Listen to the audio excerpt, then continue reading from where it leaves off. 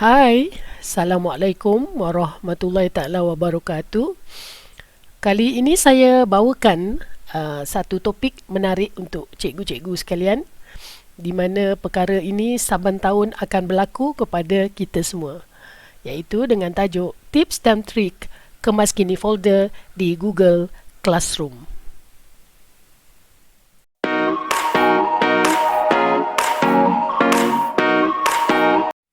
Baiklah, pertama sekali kita pastikan bahawa kita menggunakan email MOE yang telah dibekalkan. Kemudian klik di browser dengan classroom.com. Kemudian paparan berikut akan terpapar di skrin anda. Sign in dan kita akan nampak paparan kelas-kelas yang telah kita create pada tahun sebelum ni. Jadi untuk memulakan kelas kita sempena dengan pembukaan sekolah pada 21 Mac ini, maka ada baiknya kita hiddenkan file-file yang ada supaya kita dapat buka buku baru ataupun folder baru untuk kita menampakkan cara bagaimana kita mengemaskini kita punya kelas. Maknanya hanya tahun semasa sahaja yang akan terpapar dalam ruangan classroom yang kita bina. Baik, cara kita nak delete ataupun membuang semua paparan yang tidak diperlukan ini, kita boleh ada dua pilihan, iaitu sama ada kita nak hiddenkan dia ataupun kita nak delete terus.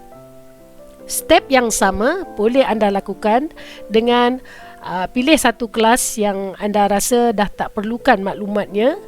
Kemudian ada titik 3 di sini, klik di bahagian ini, kena move to archive. Pilih ataupun klik archive di sini dan klik lagi sekali, akan dapat archive juga, dan paparan tersebut akan hilang daripada kelas kita. Okey, saya ulangi semula sebab saya bercadang nak buang semua file 2021 ini. Teknik dia yang pertama, klik butang 3 ini, kemudian pergi archive, klik lagi sekali archive. Cikgu-cikgu boleh lakukan semua. Kalau cikgu tak nak join, kalau contoh yang begini, cikgu tak nak join dah group ini, jadi kita boleh kita tekan pada titik 3 ini, pergi kepada unenroll. Jadi secara automatik kita akan terkeluar daripada kita punya group yang kita join ataupun yang kita diberi link untuk join. Klik di situ, klik lagi sekali unenroll.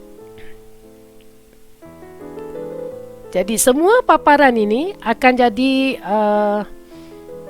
tinggal kosong lah. Maknanya cikgu-cikgu boleh dah untuk create yang baru. Okay, step yang sama saya lakukan untuk semua kelas yang telah saya bina, dan memang kita akan menerima jadual baru pada kali ini, dan belum tentu kelas atau nama yang terpapar dalam kelas kita sebelum ini akan sama. Jadi ada baiknya kita hiddenkan kelas ini, dan sekiranya cikgu nak gunakan lagi apa-apa maklumat yang ada dalam kelas ini, cikgu-cikgu boleh lihat di sini. Kita belum delete sepenuhnya, ya, masih kita archivekan lagi. Jadi kita pergi kepada button ini, button sebelah kiri atas, sebelah perkataan Google Classroom, iaitu dipanggil hamburger. Cikgu klik hamburger ni, Cikgu scroll ke bawah. Teaching ni maknanya semua kelas yang cikgu create. Kemudian enroll, ada perkataan enroll di sini, ada perkataan to do. Yang ini ada kelas yang kita dah archivekan classes tu di sini. Cikgu pergi, semula saya ulang, pergi pada classes, scroll ke bawah, pergi archive class.